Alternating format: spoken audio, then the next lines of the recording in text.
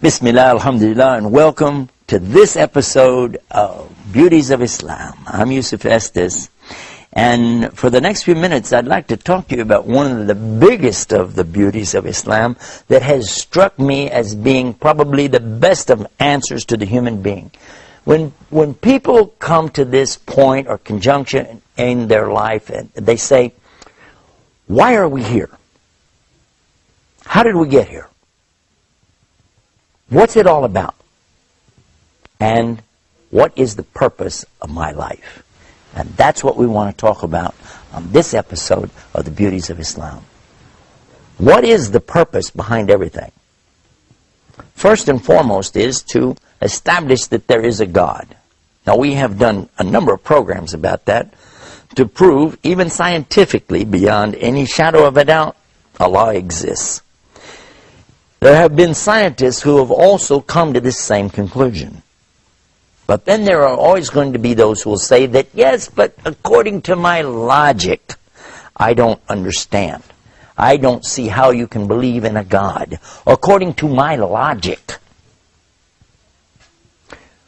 In our other programs, we've discussed this too. But human logic only goes so far. According to the human logic, just 500 years ago, most of Europe was convinced the earth was flat. They didn't know that the Quran had already said it was round 1400 years ago. But what about 2,000 years ago? What did the people think about the earth? Human logic, you look straight out and the earth looks flat.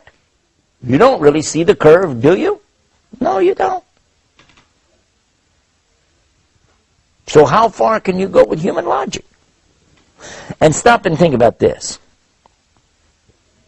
According to our logic, if we had to use just this and not know some of the scientific discoveries, there are a lot of things that, well, just wouldn't work. I remember, okay, for instance, when I was going to school many years ago, they told us according to the aerodynamics of the bee. Now we're talking about a honeybee, you know, zzz, little bee, right?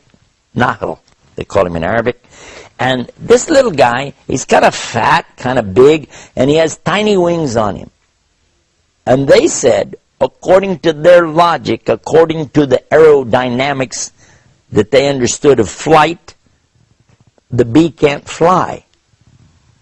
I said, the bee can't fly. I was a little boy. I was thinking, the bee can't fly according to your books, according to your teaching, according to your aerodynamic design. A bee can't fly. I said, it's a good thing the bee can't read, because if he read the book and found out he couldn't fly, he'd have to walk to all of the flowers.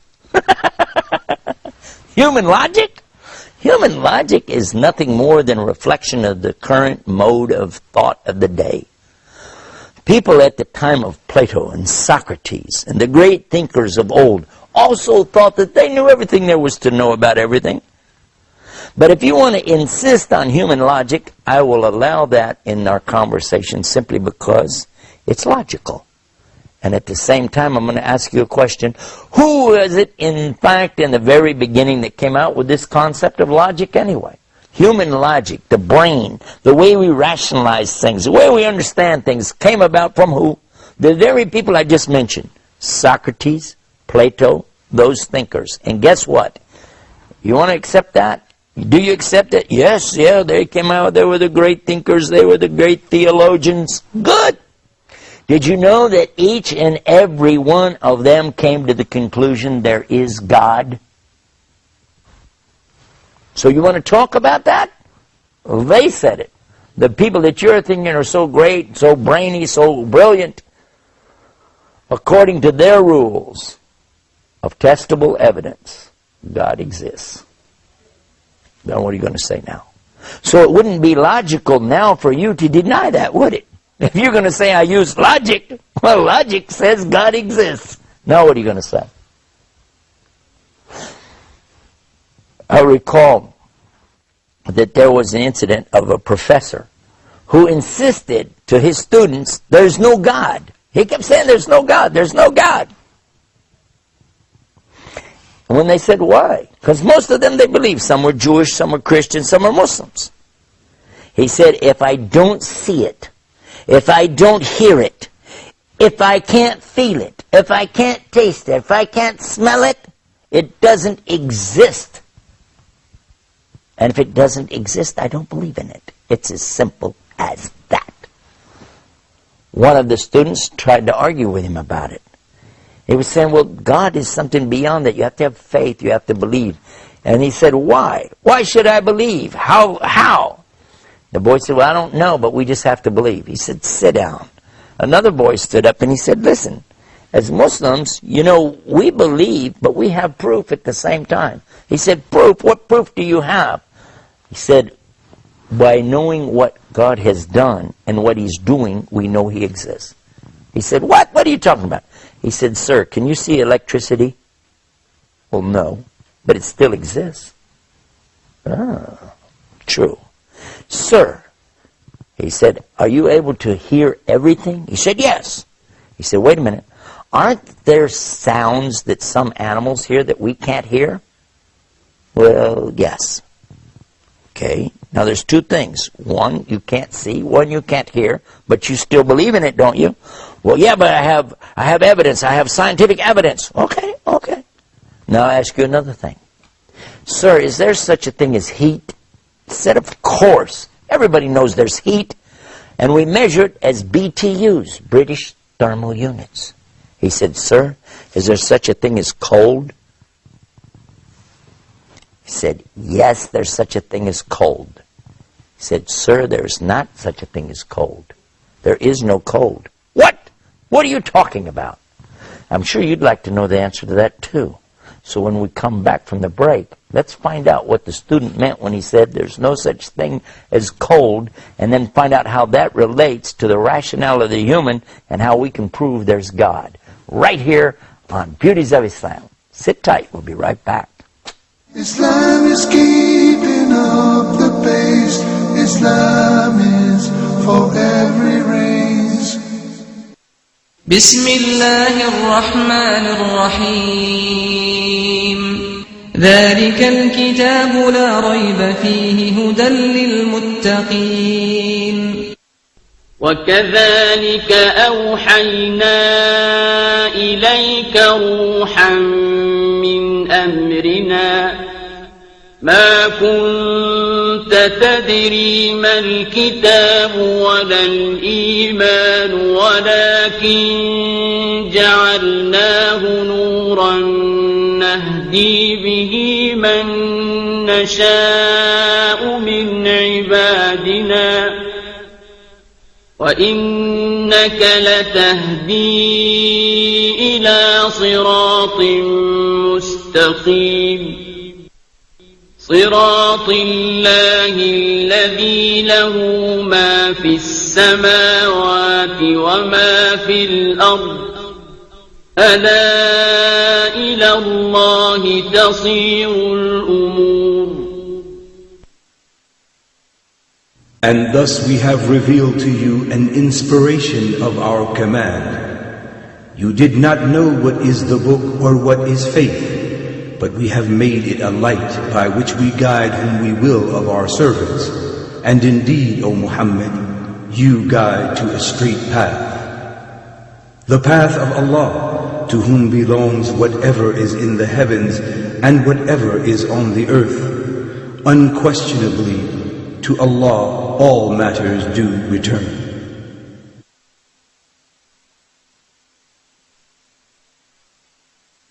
Islam is keeping up the pace. Islam is for every race. Bismillah, alhamdulillah, we're back and you're watching the Beauties of Islam. When we went to the break, I was telling you a story about a professor and some of his students. The students are believers, Christians, Jews, and Muslims, but the professor is an atheist. He doesn't believe anything, and he keeps talking about his rational mind, his logic, his common sense, and he's insisting that there's no God based on all of this. In the discussion, though, one of the Muslim students actually asked him to reconsider some of the things he's saying. Because the professor says, if I don't hear it, I don't see it, I don't smell it, I don't taste it, I don't feel it, I don't imagine it, doesn't exist. The student asked him, though, what about electricity? Do you see electricity? No. He said, but it exists. Well, yeah, you can see the effects of it. True. And what about sounds that animals hear that we don't hear? They're still there, even though you don't hear them. Well, yeah. But then he asked him a question about heat. He said, yes, heat exists. We can feel heat. And he said, what about cold? He said, of course there's cold. He said, hold on. Actually, there's no such thing as cold. What? And that's when the professor started to get really crazy. He said, are you nuts? Of course there's cold. Don't you know what it is to be cold? You go outside and it's cold outside and you... He said, sir, that's a concept that we have of our feelings, of our skin temperature. But in fact, there's no such thing as cold. There is only the existence of heat. Because there's an absolute for cold, 452 degrees Kelvin. And below that, there isn't anything colder. That's absolute. From that, we add to it and go up degree by degree by degree until you get as hot as you want to go. And you can have heat, mega heat, and it can go on and on. But there's no such thing as cold. Heat or the absence of heat. Professor didn't say a word. Then the student said, sir, is there such a thing as light? He said, are you crazy? Of course there's light. Look around you. How do you see me right now if you don't know about light? He said, you're right, sir. There is light. Is there such a thing as darkness? He said, where are you going with this? Why are you wasting my time? Of course there's darkness. He said, no, there's not. What? If you turn off all the lights and the sun's not up, you're going to be in the dark, yes or no? Sir, there actually is no such thing as darkness. There is light. But when there is no light, we call it darkness. What? Sir, listen. You can bring light in all forms. You can have candlelight, light from a match, flashlight. You can have megawatts of light, big lights of all kinds. But when you have no light at all, you call it darkness, but in reality, it's still nothing more than what? Absence of light. The professor says, yes, but still I don't see your point. He said, okay, listen. You're saying because you don't see something, you don't hear it, you don't smell it, you don't taste it, you don't feel it, you don't imagine it, it doesn't exist. He said, that's right, and that's what I believe, and now I'm always going to believe that. I said, okay. Sir, has anybody ever seen your brain? Heard your brain?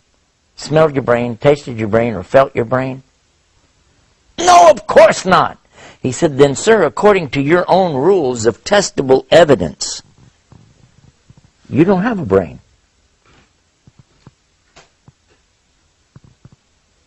And this is what happens, you see, when a human being tries to take their logic too far. Because, in fact, it's only Allah who has all knowledge. And Allah gives us from that knowledge, and He takes away from that knowledge. When you're born, you start out zero, and Allah begins to give you knowledge. And if you thought that you're the product of generations upon generations of people learning by trial and error, that's totally and completely incorrect. That would be like thinking that we have to reinvent the wheel every generation. We do learn from past mistakes. We do learn what's in front of us to take advantage of it. But just as we would not accept that you have to reinvent the wheel in every generation, you also don't have to reinvent thinking. There's so much more about this subject. We've got a website all about this. And on the website, you can watch scientists, 9 different scientists who were exposed to the teachings of Islam. They understood the Quran and then applied these teachings to their own particular disciplines of science, and they each one concluded, just as the great philosophers of logic did centuries ago, there must be a God. And you can see those videos on our website at beautiesofislam.com. Until next time, peace. Peace be upon you. Assalamu alaikum. Islam is peace.